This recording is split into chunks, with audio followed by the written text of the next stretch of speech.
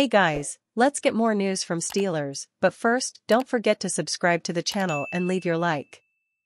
Steelers position reviews, defensive backs. Here is the first in a position-by-position series on the Steelers at the conclusion of the 2023 season as they head into the start of the NFL free agent period, which opens March 13th. Joey Porter Jr., Patrick Peterson, Levi Wallace, Shandon Sullivan, James Pierre, Darius Rush, Corey Trice Jr., Minkah Fitzpatrick, Damontae Kazee, Eric Rowe, Keanu Neal, Miles Killebrew, Elijah Riley, Trenton Thompson. That there are 14 players listed here gives you an idea of what happened in the Steelers' secondary this season, particularly at safety, where Neal, Riley, and Thompson all spent time on IR, while Fitzpatrick and Kazee also missed significant time due to injury or suspension. The story of the 2023 secondary could be written simply as the emergence of rookie cornerback Joey Porter Jr. as a shutdown cornerback. The first pick of the second round with a selection adeptly acquired from the Bears in 2022 for wide receiver Chase Claypool, Porter was eased into action early before becoming a full-time player in Week 8 against Jacksonville. Per Pro Football Reference, he allowed just 30 receptions on 63 targets in his coverage, a 47.6% completion percentage that was among the best in the NFL. And Porter did that while traveling with the opposing team's top wide receiver, something he began in just his second start against Tennessee's DeAndre Hopkins. After a slow start, veteran Patrick Peterson settled into a role as something as a jack-of-all-trades for the Steelers, seeing time as an outside cornerback, slot corner, dime linebacker, and free safety. Peterson allowed a 59.4% completion percentage and intercepted 2 passes, while breaking up 11 passes.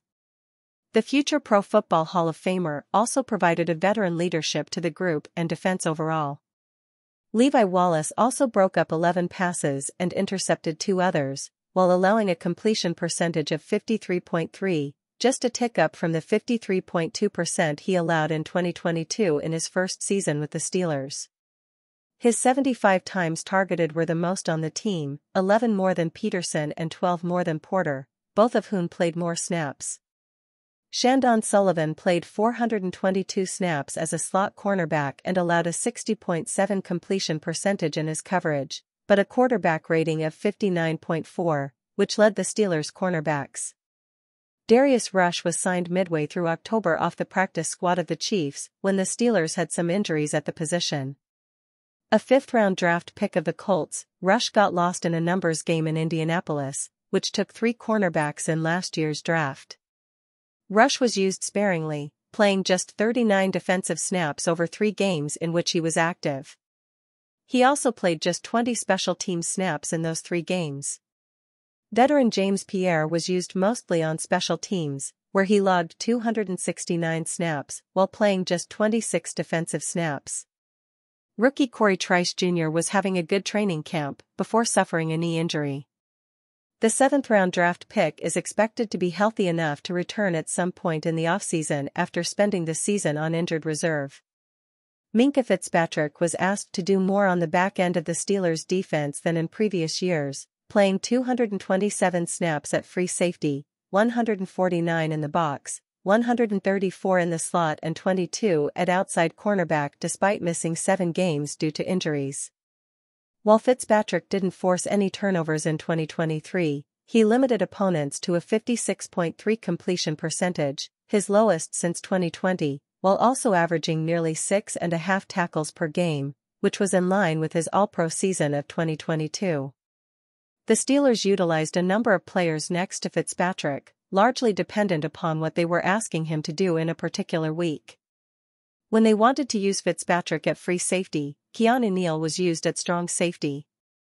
When they wanted to utilize Fitzpatrick in the box, Damontae Kazee played deep. There also were times when the Steelers utilized all 3 at the same time, at least until Neal suffered a season-ending rib injury midway through the season. Kazee was suspended the final 3 games of the regular season for violation of the league's player safety rules, opening the door for Trenton Thompson and then Eric Rowe to be elevated from the practice squad when Fitzpatrick, Neal, and Kazee all were unavailable. Art Rooney too says it's unlikely that the Steelers trade for a QB. Pittsburgh Steelers owner Art Rooney too has had a lot to say about the quarterback position over the last couple days. Yesterday, while speaking to Bob Pompiani, Rooney said that the Steelers aren't closing the door when it comes to making a move at quarterback.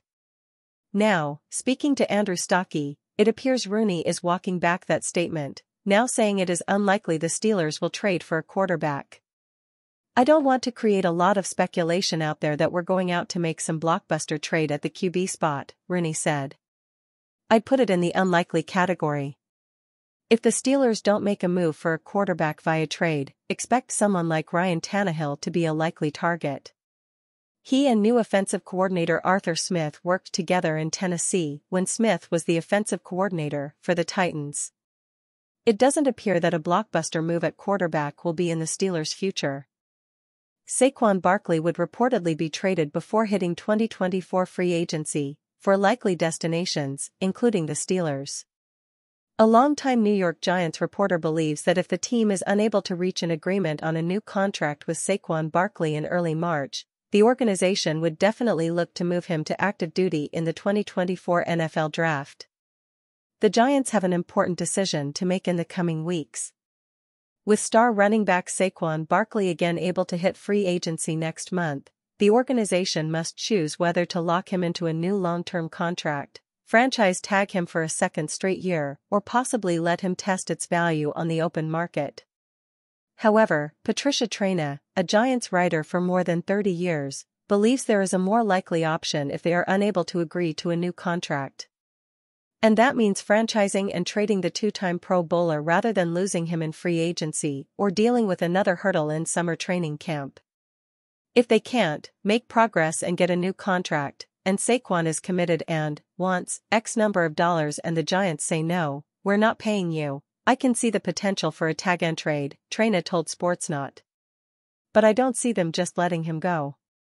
Don't tell me there wouldn't be a market for Saquon Barkley. I think some team out there could want him. If you're the Giants, don't let him walk away and get nothing in return. I don't see the Giants carrying Saquon on the franchise tag like they did last year.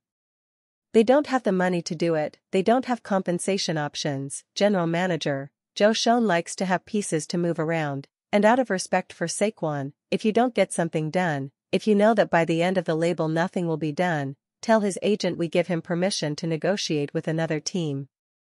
If the organization and Barkley are unable to reach a long-term contract before 4 p.m. Eastern Time on March 5, here are 4 teams they could try to move him to for extra capital in the 2024 NFL Draft. The Steelers have a lot of salary cap space this offseason and need some impact players on offense. Since the organization could use its top pick in April on a quarterback, a star running back would be a huge help for a rookie. Furthermore, it would allow the New Yorker to stay close to home and on a team that should be competitive in 2024. And you fan, what do you think of the Saquon Barkley situation? Leave your opinion in the comments.